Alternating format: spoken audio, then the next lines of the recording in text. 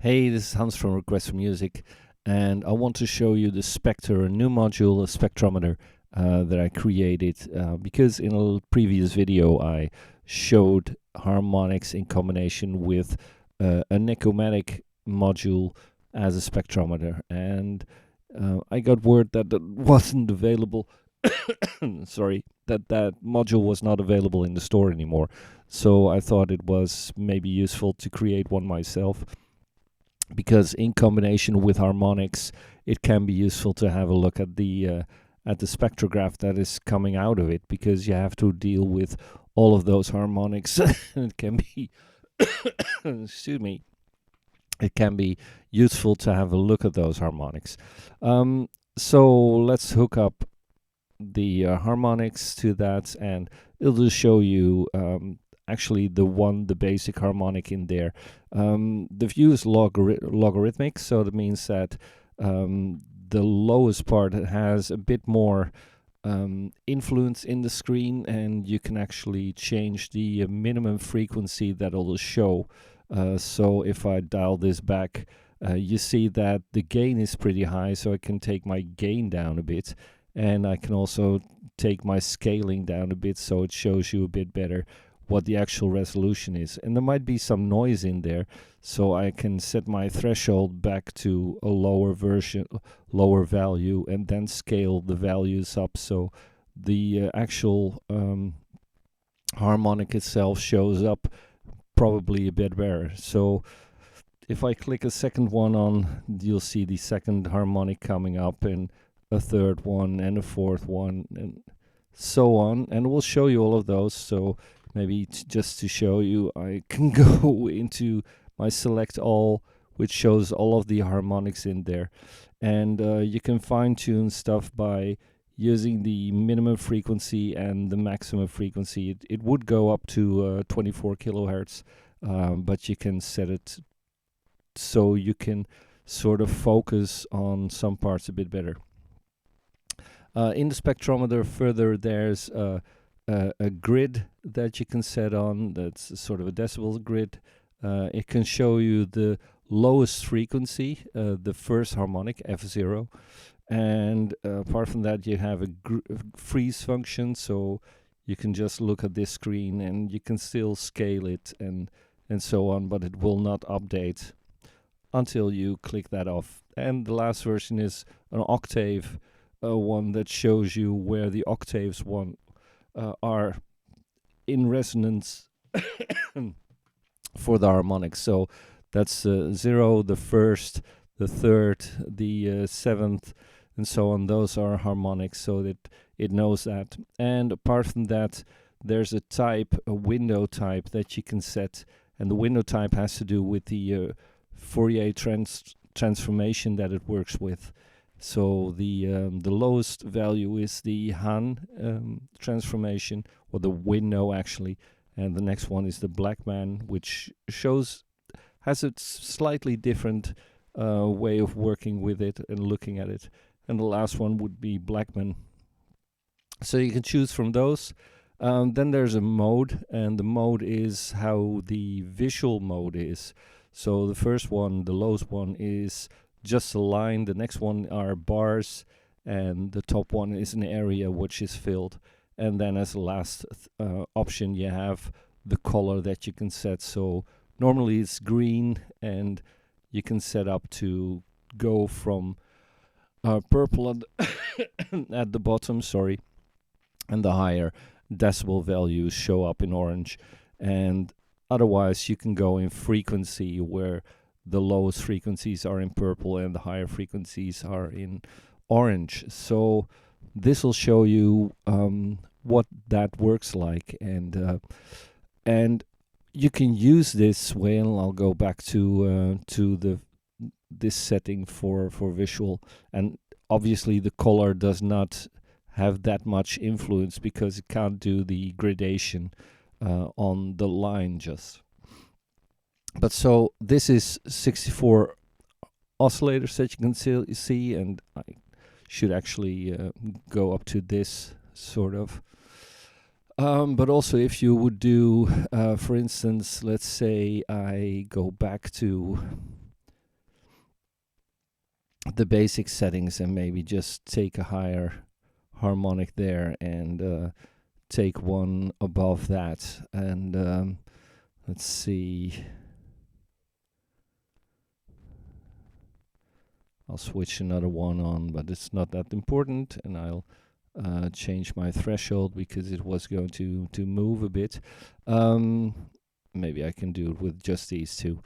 And obviously now I really have this sixth harmonic switched on, so it gives you sound. But if I would mute that, so I would just have this. Oh, I've done the wrong one. Sorry. Mute number 6, so I only have this. And let's see if I can work with the threshold a bit and to make my scaling a bit better. And I'm going to use my number 6 harmonic. So number 6 harmonic, I'm going to use my output to change number 3's phase. So I'm going to add that and dial that up. And you see actually what that does, because what FM synthesis or phase modulation works like is that it will come up with that next harmonic, number 6, right? So if you have 3 on, you have 4, you have 5. Those are the ones that would be in between those, and number 6 is there. And number 6, while modulating this, is giving you sidebands, so to speak. So it's giving you the higher frequency here, but it's also giving you lower frequency. So that's actually where the F0 it comes in handy, because you'll see that this is the original lowest frequency in there. And if I dial this up, I get extra harmonics and extra stuff in there. So that's how the sound creation using FM synthesis or phase modulation works.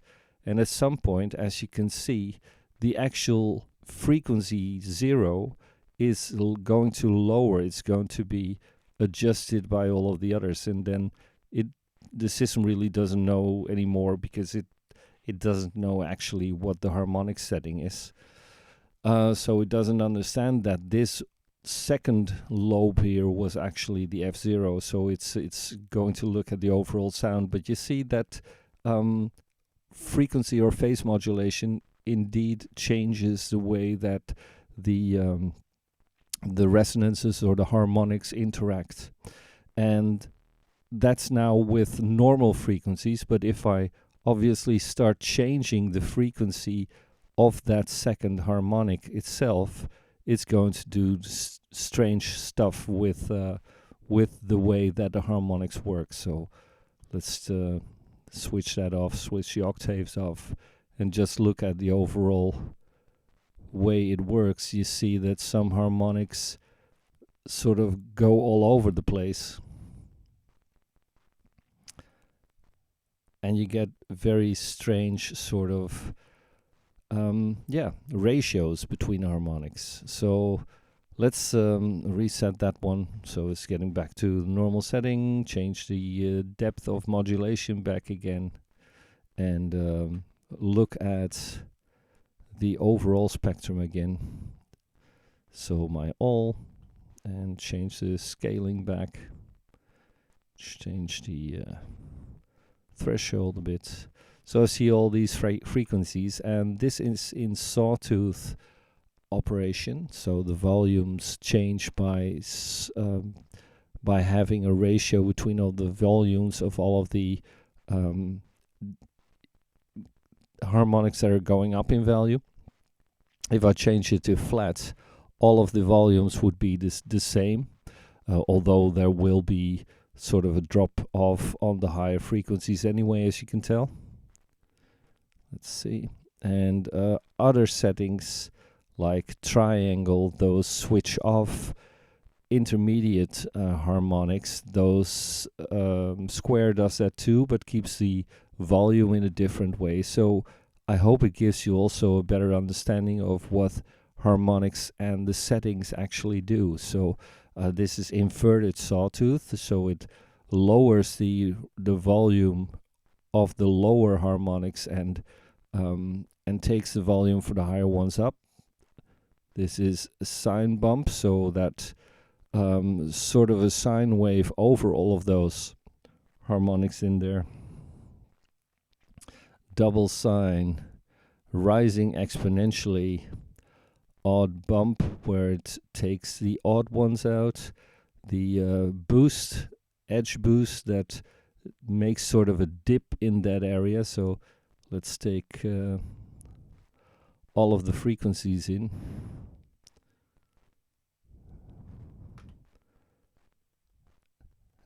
Exponential decay, Gaussian, that also has a different volume setting, stairs setting, every third, and the bandpass bell that only uses the mid section, so to speak.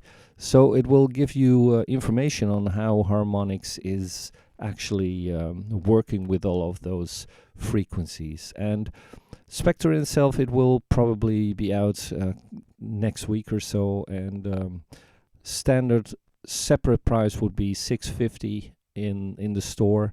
If you have bought harmonics in the meantime, you can get it for $250. So just wanted to show you as it is now. So we'll see you in the next one. Cheers.